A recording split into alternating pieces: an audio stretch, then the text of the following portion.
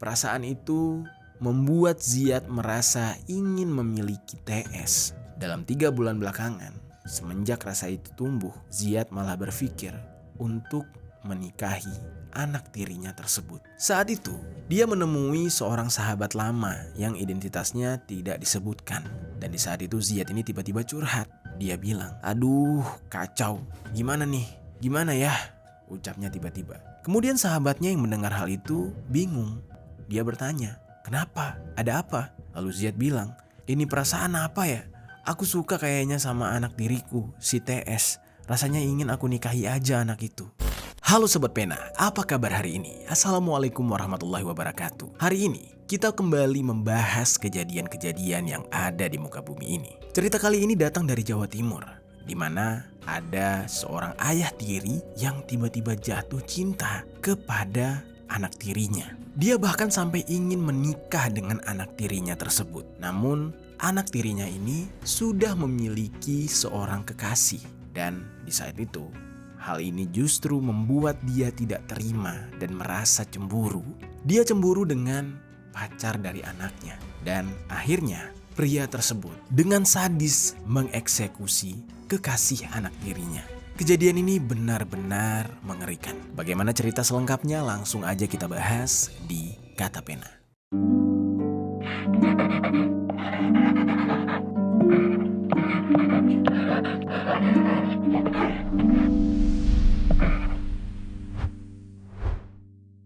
Kasus dokter muda mahasiswa Universitas Brawijaya Malang akhirnya terungkap. Pelaku ternyata adalah ayah kekasih korban. Tersangka mengaku tidak menyukai hubungan korban dengan anak tirinya.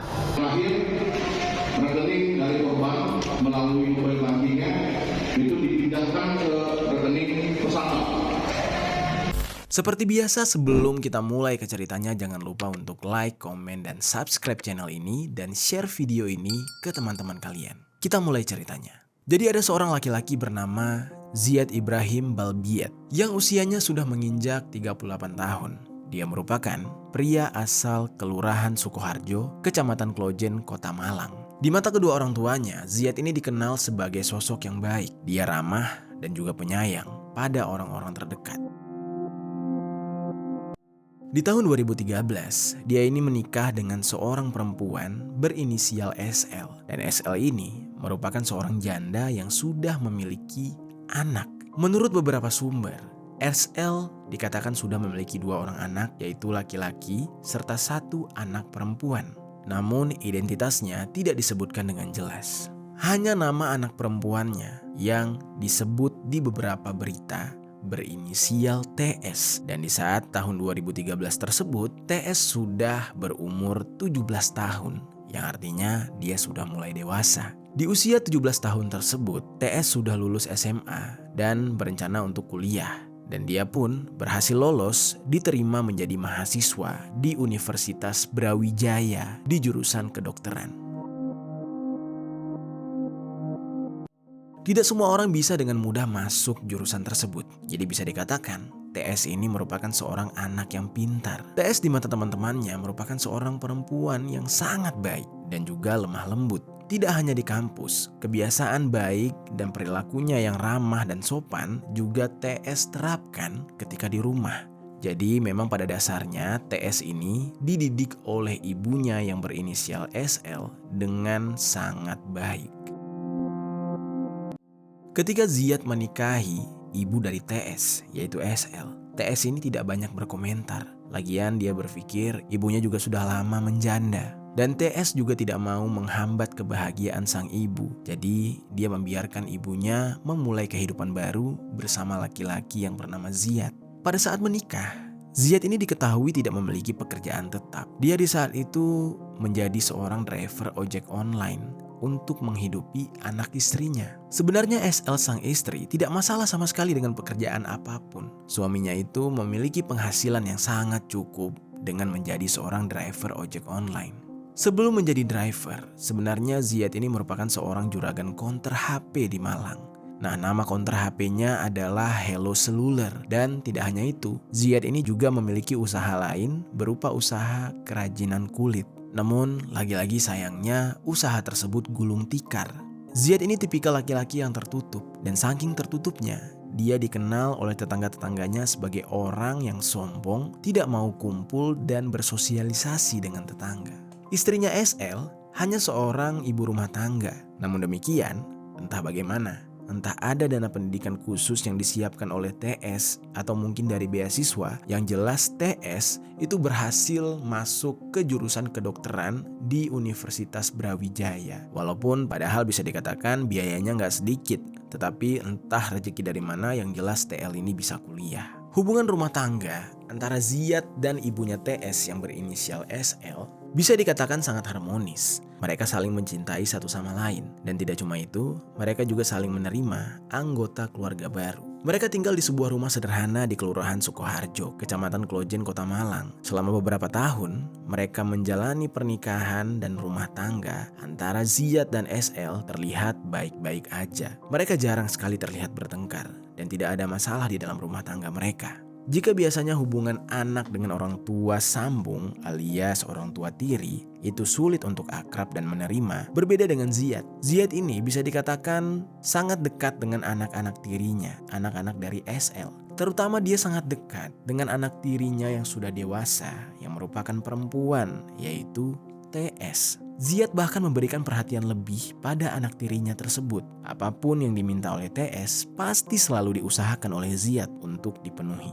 SL, sang ibu, melihat hubungan anak dan ayah tiri itu sangatlah senang. Yang mana SL menganggap itu artinya anaknya TS sudah menganggap suami barunya ini layaknya ayah kandung. Bahkan tidak jarang, SL juga selalu mengunggah keharmonisan keluarganya di story WhatsApp. Yang mana hal itu menuai banyak pujian dari orang-orang yang satu kontak dengan SL. Mereka takjub melihat keberhasilan si ayah tiri mengambil hati anak tirinya. Kedekatan Ziyad bersama istri dan juga anak tirinya membuat Ziyad perlahan mulai menyayangi seluruh anggota keluarga barunya ini. Dan bahkan perasaan Ziyad kepada anak tirinya itu lama-lama malah berubah menjadi nyaman.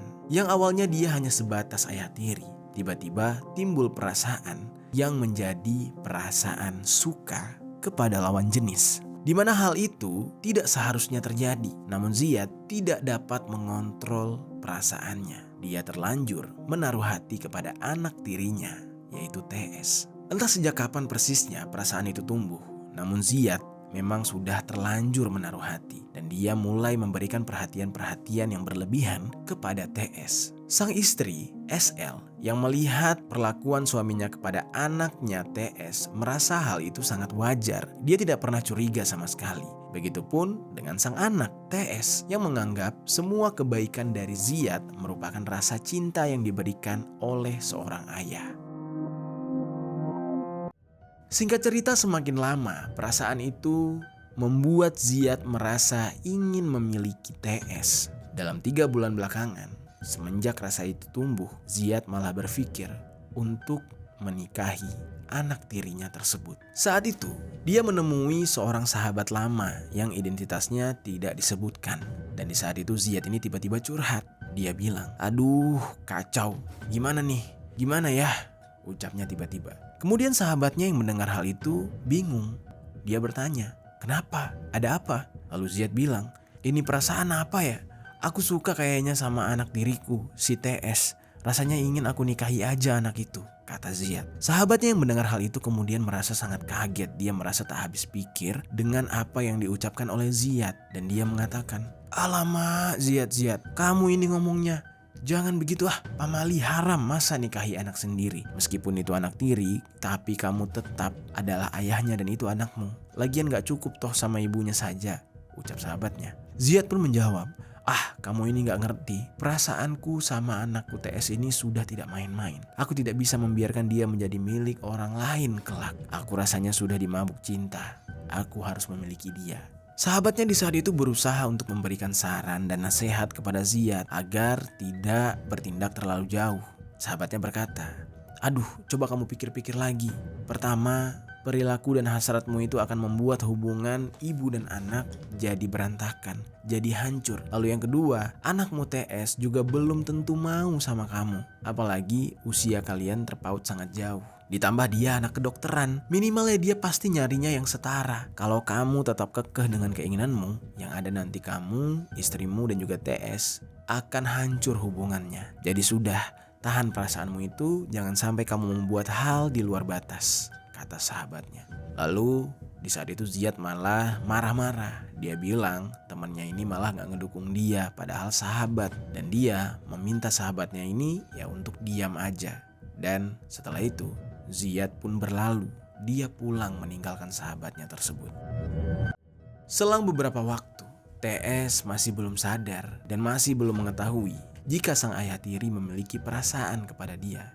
Hingga di sekitar bulan Mei tahun 2022, TS menjalin hubungan asmara dengan seorang mahasiswa kedokteran yang berkuliah di universitas yang sama dengan dia. Mahasiswa tersebut bernama Bagus Prasetya Lazuardi, yang merupakan seorang pemuda yang berusia 26 tahun. Bagus ini merupakan anak dari seorang dokter spesialis obstetri dan ginekologi atau OBGYN, atau yang lebih dikenal dengan dokter kandungan yang sangat terkenal di daerah Tulung Agung. Nama dari orang tuanya adalah Dr. Tutit Lazuardi, SPOG. Dan Bagus, anaknya, itu merupakan kakak tingkat dari TS, di mana pada saat berpacaran dengan TS, Bagus ini sudah menginjak semester akhir di kedokteran Universitas Brawijaya. Selain itu, Bagus ini juga tengah menjalani koas di Rumah Sakit Saiful Anwar Malang. Bagus dan TS sama-sama melakukan praktek di RSUD Ngudi Waluyo Ulingi yang ada di wilayah Blitar. Dari sanalah TS dan Bagus itu mulai dekat dan menjalin hubungan. Mereka baru pacaran beberapa lama. Dan TS yang menjalin hubungan asmara bersama Bagus nampaknya cukup serius dengan hubungan mereka. Karena di saat itu TS merasa Bagus ini adalah laki-laki yang tepat dan cocok dengan dia. Dan perlahan-lahan TS mulai mencintai Bagus. Yang akhirnya TS ini kemudian terbuka menyampaikan hubungannya tersebut kepada kedua orang tuanya, termasuk Ziyad, sang ayah tiri. Pada saat pertama kali TS mengenalkan Bagus kepada ibunya SL dan juga ayah tirinya Ziyad, keduanya memberikan respon yang berbeda, di mana sang ibu sangat merasa senang anaknya akhirnya memiliki tambatan hati. Lalu sedangkan ayah tirinya, Ziyad, saat itu malah kesal terbakar api cemburu. Namun demikian, di depan TS dan juga istrinya SL, Ziyad tidak menunjukkan rasa kesalnya. Ditambah lagi, dia harus berpura-pura menyetujui hubungan anak tirinya ini. Dan di saat itu, dia berkata, "Waduh, kalian boleh-boleh aja pacaran. Tapi sewajarnya aja ya.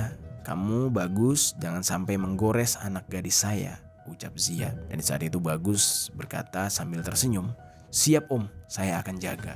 Di saat itu ya hati sang istri SL dan juga anak tirinya TS merasa sangat berbunga-bunga atas perhatian dari ayah tirinya tersebut.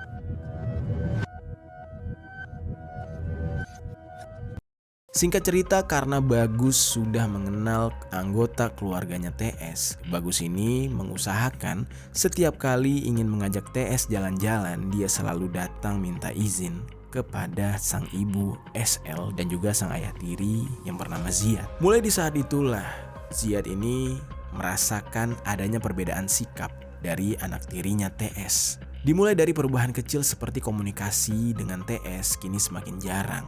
TS lebih banyak menghabiskan waktu di kamar, chattingan, dan teleponan dengan pacarnya Bagus dibandingkan ngobrol dengan keluarga di ruang tamu. Dan tidak hanya itu, TS yang dulu sering mencium tangan dan pipi Ziyad kini sudah mulai tidak melakukan hal tersebut lagi karena TS selalu menghindar. Kebiasaan itu memang sudah biasa dilakukan oleh TS karena pada saat itu TS merasa itu hanyalah ciuman biasa dari seorang ayah. Namun sobat, ciuman yang dianggap TS biasa saja tersebut bagi Ziyad adalah hal yang sangat mempengaruhi hatinya. Hal tersebut merupakan mood booster bagi Ziyad. Jadinya, sekali saja TS tidak mencium Ziyad, Ziyad ini merasa kesal dan berpikiran yang macam-macam. Namun, mau secemburu apapun, Ziyad ini sadar diri. dia hanyalah seorang ayah tiri yang menyukai anak tirinya diam-diam. Jadinya dia tidak bisa melakukan apa-apa. Meskipun ada rasa cemburu di dalam hati Ziyad, namun dia tetap menahan perasaan itu. Malahan nih sobat, si Ziyad ini memanfaatkan pacar anaknya, yang mana Ziyad ini selalu tidak segan meminta uang kepada Bagus dengan alasan untuk rokok dan juga bensin.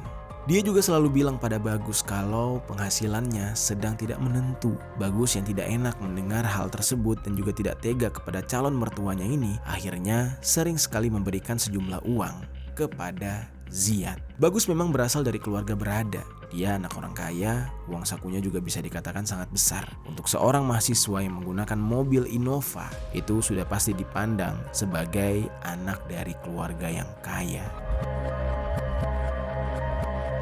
Tibalah pada suatu hari, ketika sedang berjalan bersama TS dan juga istrinya SL. Ziyad melihat TS sedang chattingan dengan Bagus. Sebenarnya isi pesan itu biasa saja, namun di saat itu Ziyad menafsirkan kalau itu terlalu berlebihan. Ya, hal ini dikarenakan Ziyad cemburu. Karena hal itu, tiba-tiba di hari Kamis tanggal 7 April tahun 2022, Bagus kembali datang menjemput TS. Sore itu, mereka akan buka bersama di sebuah restoran yang ada di Malang. Ziyad yang melihat keduanya tampak sangat bahagia, hatinya merasa terbakar. Namun saat itu dia masih berpura-pura biasa saja ketika bertemu dengan mereka. Setelah Bagus dan TS berpamitan dan pergi meninggalkan rumah, Ziyad tiba-tiba memikirkan sebuah rencana agar bisa mengakhiri hubungan antara anak tirinya ini dengan Bagus. Padahal di saat itu, ya dia sedang berbuka puasa. Tiba-tiba terlintas sebuah pikiran di kepalanya Ziyad. Dia terpikir untuk memaksa Bagus agar mau menjauhi anaknya tersebut. Dia akan menyampaikan permintaannya itu ketika dia sedang berdua dengan Bagus. Maka dari itu, dia juga memikirkan kembali bagaimana caranya agar dia mendapatkan kesempatan untuk menyampaikan hal itu. Lalu geng, pada pukul 7.30 malam hari, di saat itu TS dan juga Bagus pulang ke rumah. Ziyad kemudian berpura-pura mengajak Bagus untuk mencari oleh-oleh. Entah untuk apa oleh-oleh tersebut. Di saat itu alasannya, ya Ziyad ini berniat ingin membawakan oleh-oleh untuk Bagus yang akan pulang ke Tulung Agung. Kemudian, dengan menggunakan mobil Innova milik Bagus, keduanya langsung berkeliling. Tiba-tiba, Ziyad berkata, "Waduh, enak banget ya. Tanpa cewek-cewek, kita bisa ngobrol banyak.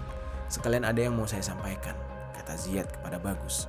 "Iya om, nggak ada yang rewel minta ini itu," ucap Bagus sambil bercanda. Masih di dalam perjalanan tersebut, Ziyad kemudian mengajak Bagus untuk mencari tempat ngopi. Dia bilang, ngopi dulu kali ya kita. Baru habis itu kita cari oleh-oleh," kata Ziyad. Yang mana sebenarnya hal ini dilakukan oleh Ziyad untuk mengulur-ngulur waktu. Dan di saat itu Bagus mau diajak oleh Ziyad karena dia berpikir itulah saatnya untuk dia membangun komunikasi yang intens dengan sang calon mertua. Kemudian tidak lama setelah itu, keduanya mencari tempat yang sesuai dan enak untuk ngopi. Namun ketika itu Ziyad bilang lagi, "Aduh, kok nggak ada warkop yang enak ya? Tempatnya gitu-gitu doang," katanya. Nah lalu Bagus menjawab, "Sebenarnya ada sih om tadi, tapi om nggak cocok ya. Ya sudah aku ikut om aja. Mau di mana?" ucap Bagus. "Ya udah, gimana kalau kita ke arah perumahan Bumi Mondoroko Raya saja. Itu tuh perumahan yang ada di Kecamatan Singosari," kata Ziyad.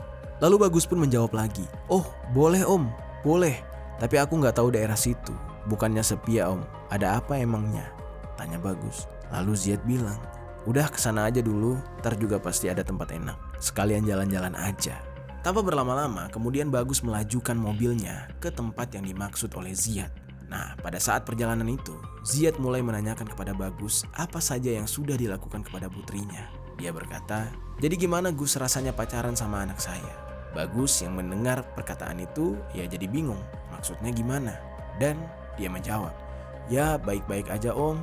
TS dan saya saling mencintai satu sama lain, jadi rasanya sangat senang."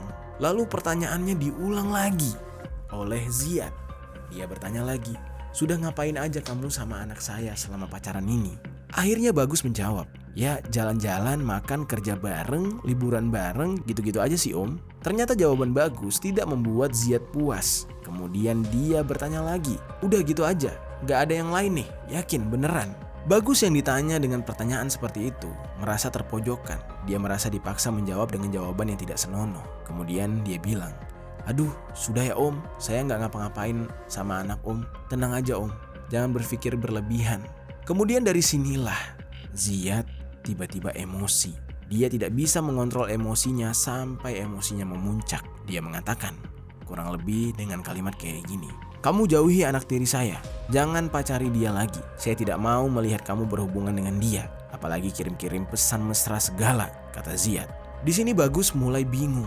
Dia tidak mengerti apa yang dimaksud oleh Ziyad. Apalagi setelah mengatakan hal tersebut, Ziyad ini meminta sejumlah uang kepada Bagus, yang mana pada saat itu ya kebetulan Bagus sedang tidak memegang uang yang bisa diberikan kepada Ziyad.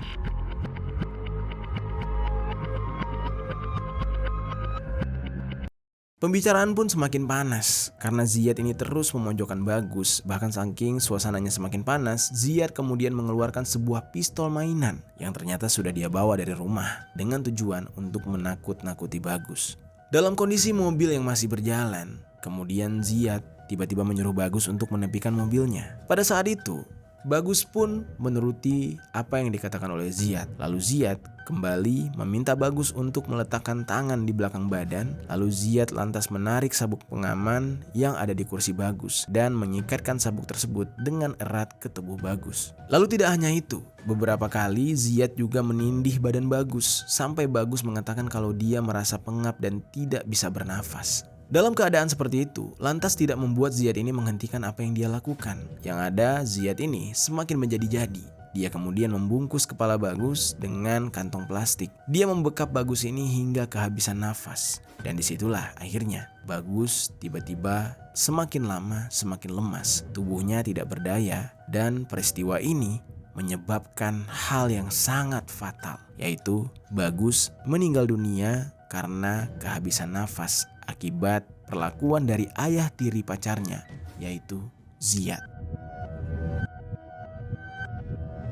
Setelah tidak ada perlawanan, Bagus pun mulai terkulai. Di saat itu Ziyad mencoba untuk memastikan apakah Bagus ini masih hidup atau sudah meninggal.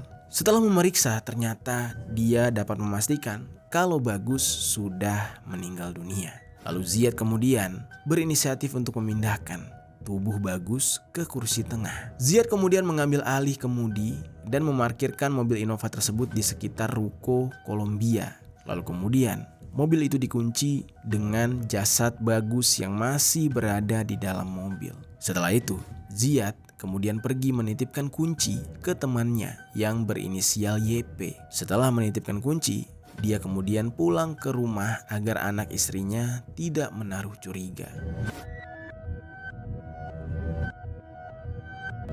Keesokan harinya di tanggal 8 April, Ziyad pergi dari rumah dengan mengendarai mobil sambil mencari tempat yang sesuai untuk menghilangkan jasad. Dia terus berkeliling hingga akhirnya menemukan satu lokasi yang menurut dia sangat tepat, yaitu di Desa Purwodadi, Pasuruan, Jawa Timur. Pada saat sampai di sana, sebenarnya Ziyad ini masih bingung akan dibuang kemana jasad si Bagus ini. Hingga akhirnya Ziyad mencari tempat yang ada semak-semaknya, di mana dia berpikir kalau ada tempat yang ada semak-semaknya dia bisa menutup tubuh Bagus, dan hal itu akan membuat semuanya menjadi lancar dan tidak gampang terlihat oleh orang-orang. Mulailah dia mencari lokasi yang dia inginkan dan akhirnya dia menemukan, dan setelah menemukan lokasi yang dirasa tepat, Ziyad langsung menggotong tubuh Bagus dan membuang tubuh tersebut begitu saja. Dia menggeletakkan tubuh Bagus dan langsung bergegas pulang. Di sisi lain, pihak keluarga Bagus dan juga TS mulai khawatir kepada Bagus. Di saat itu Bagus tidak ada kabar. Pihak keluarga mulai panik dan bertanya-tanya kemana Bagus pergi. Keluarganya berinisiatif untuk menanyakan keberadaan Bagus kepada teman-temannya. Dan setelah ditanyakan, ternyata tidak ada satupun yang mengetahui di mana Bagus berada. Akhirnya, pada saat itu dengan segala rasa cemas, pihak keluarga mencoba untuk melaporkan kehilangan Bagus ke Polres Tulung Agung dan pihak Polres langsung melakukan pencarian. Lalu singkat cerita, beberapa hari kemudian, yaitu di tanggal 12 April, seorang warga bernama Sunarti berumur 57 tahun tiba-tiba mencium bau tidak sedap ketika melewati pinggir jalan di lahan kosong Dusun Kerajaan, Desa Purwodadi. Ketika dia mencari sumber bau itu, dia mencoba untuk mengendus, lalu hingga akhirnya pencariannya berhenti di semak-semak. Saat itu dia sangat terkejut dan berteriak. Dia melihat ada sesosok tubuh di balik semak-semak dengan kondisi yang saat itu sudah mulai menghitam. Dengan rasa takut, segera dia berlari ke pemukiman warga dan tanpa berlama-lama, warga yang mendengar pengakuan dari Sunarti itu pun langsung bergegas ke lokasi yang dimaksud oleh Sunarti. Setelah beberapa warga datang ke sana dan melihat hal tersebut, kemudian warga itu langsung melaporkan penemuan tersebut ke Polsek Purwodadi. Dan tanpa berlama-lama, setelah menerima laporan, pihak kepolisian dari Polsek Purwodadi segera menuju ke TKP dan membawa jasad Bagus ke rumah sakit untuk keperluan otopsi.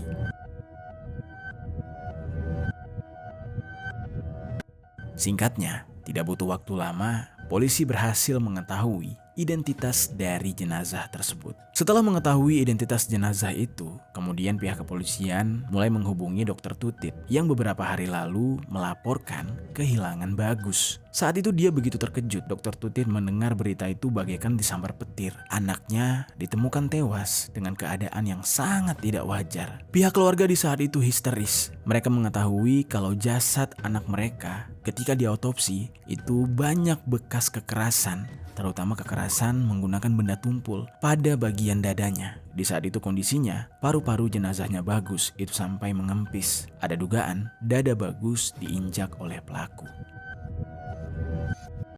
Lalu di sisi lain, TS sang kekasih mulai mendapatkan berita kalau pacarnya sudah tewas. Dia menangis sejadi-jadinya, tidak menyangka kalau Bagus akan pergi dengan cara yang sangat tragis. Lalu kemudian jenazah Bagus setelah diperiksa barulah dibawa ke rumah duka. Pada saat itu, semua orang yang ada di sana berduka. TS, SL, dan juga Ziad ikut datang ke rumah duka untuk menyampaikan belasungkawa seperti orang yang tidak berdosa, seolah tidak melakukan apa-apa. Pada saat itu bahkan para pelaku ini sempat datang untuk takziah dan juga mereka sempat berfoto dengan keluarga dari Dokter Tutit sebagai kenang-kenangan katanya. Karena hal tersebut adalah pertemuan pertama sang pacar yaitu TS dengan keluarga Bagus. Nah lalu geng, pihak kepolisian mulai menyelidiki siapa pelaku atas kasus ini.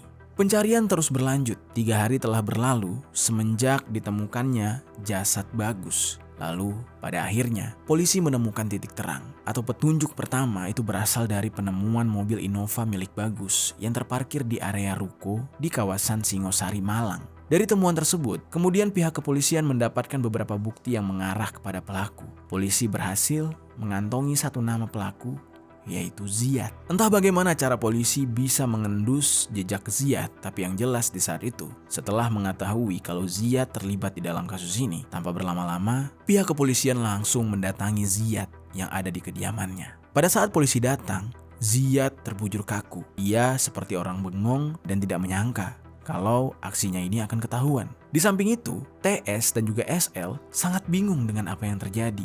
Ketika polisi menjelaskan kalau mereka datang untuk menjemput Ziad, barulah TS dan SL merasa sangat kaget. Mereka sampai menganga, tidak percaya dengan apa yang dikatakan oleh pihak kepolisian. Pihak kepolisian langsung meringkus Ziad dan Ziad langsung diamankan dan dibawa ke kantor polisi. Di kantor polisi, dia diinterogasi dengan banyak pertanyaan. Pada awalnya, dia sempat beberapa kali mengelak dari tuduhan. Namun, akhirnya karena tidak tahan dengan desakan yang dilakukan oleh pihak kepolisian, Ziad pun mengakui perbuatannya tersebut. Oleh karena itu, atas perbuatan keji yang dilakukan oleh Ziad, dia dikenakan pasal berlapis, yaitu 340 KUHP, pasal 338 KUHP, serta pasal 365 KUHP. Setelah menjalani persidangan 10 kali secara online di tanggal 11 November tahun 2022 dan pengadilan memberikan vonis penjara seumur hidup kepada Ziad. Dan Ziad dengan pasrah menerima vonis tersebut dan tidak mengajukan banding. Sementara itu, keluarga Bagus benar-benar merasa kehilangan. Mereka tidak menyangka jika Bagus akan berakhir seperti ini. Dan ketika diinterogasi, Ziyad jujur dan menceritakan semuanya. Dia bilang dia merasa cemburu kepada Bagus. Dia tidak terima kalau anak tirinya dipacari oleh Bagus karena dia sudah jatuh cinta. Di saat itu, TS dan juga SL benar-benar syok. Mereka merasa sangat trauma. Mereka tidak menyangka bahwa keluarga baru mereka justru mendatangkan malapetaka bagi Bagus. Dan mereka benar-benar merasa malu kepada keluarga Bagus. Karena selama ini mereka tidak pernah tahu jika Ziyad menyimpan hati kepada anak tirinya. Itu dia sobat, cerita tentang ayah tiri yang mengeksekusi pacar anak tirinya karena dia merasa jatuh cinta kepada anak tirinya. Akibat cemburu buta, akhirnya pacar sang anak tiri dieksekusi dengan sadis. Apa pelajaran yang bisa kita ambil dari cerita kali ini? Silakan tinggalkan komentar di bawah.